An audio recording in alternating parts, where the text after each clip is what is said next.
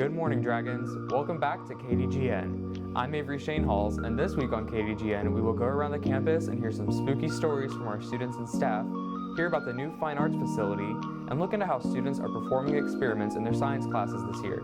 All this and more coming up on KDGN.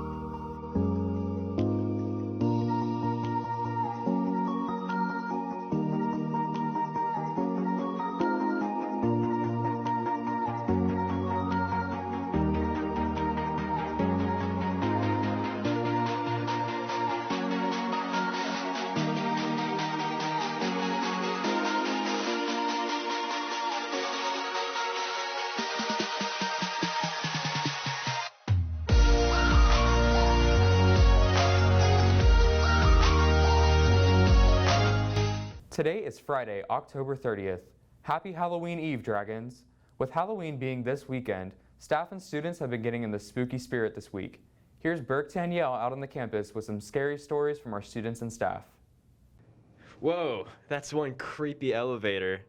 You know what that gets me in the mood for? Some creepy ghost stories. I'm Brooke Danielle from KDGN. Let's hear some ghost stories. Alright, I'm here with Officer Rogers.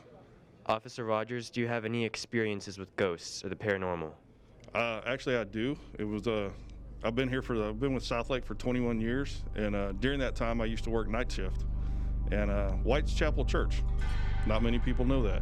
White's Chapel Church. They're on White's Chapel. What happened there?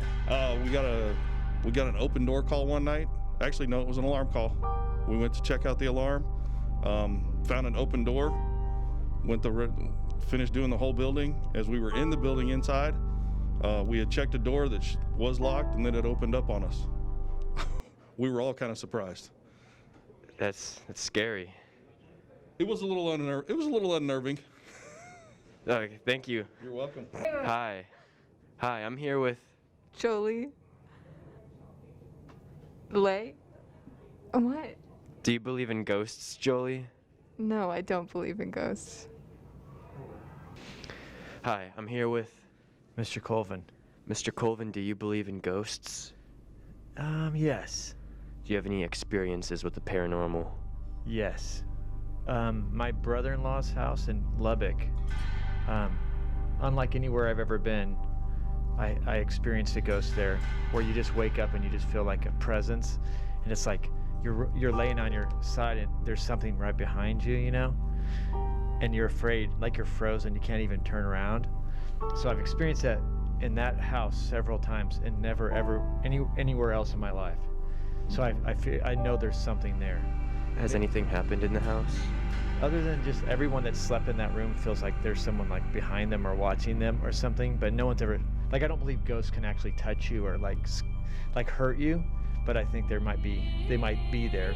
I don't know why, but the rumor was that there were settlers that were buried under that house or something like that from long ago. But everyone that slept there has felt that, so it's kind of scary. If you live in Lubbock, be careful. Hi, I'm here with Ava Grace. Morgan. Do you guys have any experiences with the paranormal?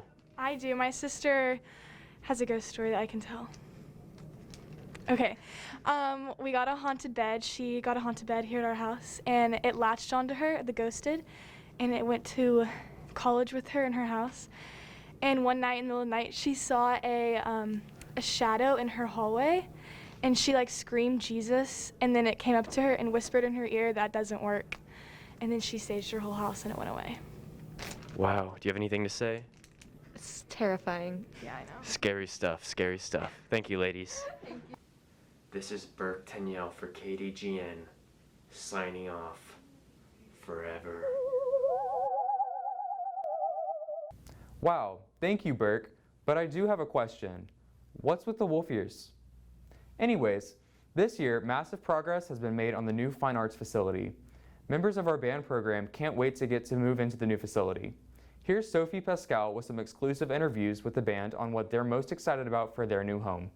The construction of the new fine arts facility is nearly complete, and many CSHS students are more than excited to see what this new space has to offer.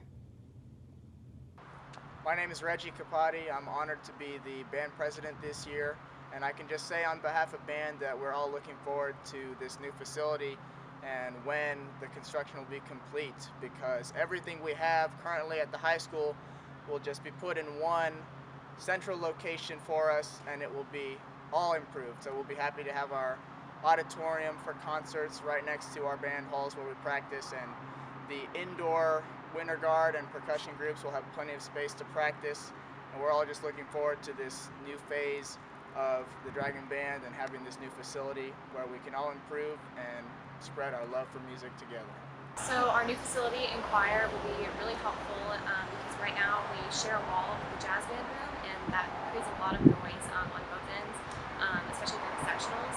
So in our new facility, we'll have a lot more soundproof walls, which will be helpful in learning notes and things. And then also we're going to get a new dance room, which will be really fun for pop show choreography. Learning that, we'll have a big mirror, so we'll learn our choreography a lot easier.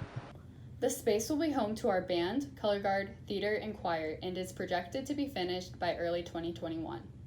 This is Sophie Pascal reporting for KDGN. How exciting! Thank you, Sophie.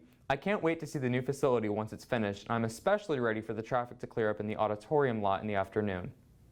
Have you been wondering how our lab science classes are performing experiments with roughly half of our students attending DVA? Me too. Here's Andy Best to tell us how they're doing just that and more. In this age of COVID, DVA students have really done one thing: lock the door and learn, which has worked out pretty well so far, but I wondered, what kind of stuff can't you do from outside of school? The answer: experiments. However, is there any way to do these experiments online? Well, that is what I decided to ask Miss Lowry, biology teacher and also my water polo coach. Okay, so have you done any experiments this year so far? Yes, we've done several actually. So how did those experiments work for online students? So we've done a couple different ones. The first one was the enzyme lab, which you probably remember from last year. That one, they were just partners, and they were like, I put them in cooperative groups, and the kids in class were doing the experiment, and the kids at home are recording the data. Do you think all teachers are doing this kind of method for experiments, or how much variation is there? I kind of get the sense there's a huge variation, because I know that there are some teachers that aren't touching labs at all, and that's just, I don't know if that's in our campus or our district. I know on like the AP College Board website, there are teachers that are not, they're just concerned about this, that, and the other. Chemistry is a little harder because there's a lot more that are not safe to do at home, you know. The kicker is, can you find a virtual lab that's as rigorous, you know what I mean, and engaging as the ones the kids are doing in class? I then decided to find out how DVA students felt about these online experiments. So have you done any experiments this year so far? Yes, I have, in chemistry. So do you feel like it translated well for DVA students? It went better than I thought. It didn't go very well because it's kind of obvious it's not going to work to its full potential, but I feel like the teachers are doing a pretty good job about making sure everyone feels comfortable. Do you kind of wish you did the experiment yourselves, or? So far, we haven't done anything too crazy. But yeah, I do wish I was kind of in person to do the experiments.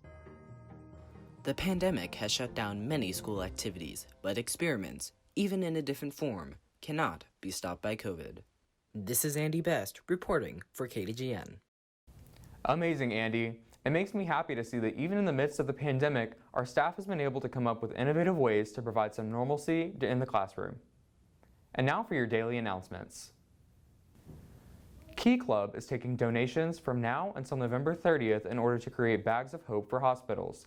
We are looking for coloring books or reading books, crayons or colored pencils, reusable bags or baskets, hand sanitizer, board games or card games, journals or notepads, bottled water, and nut-free snacks.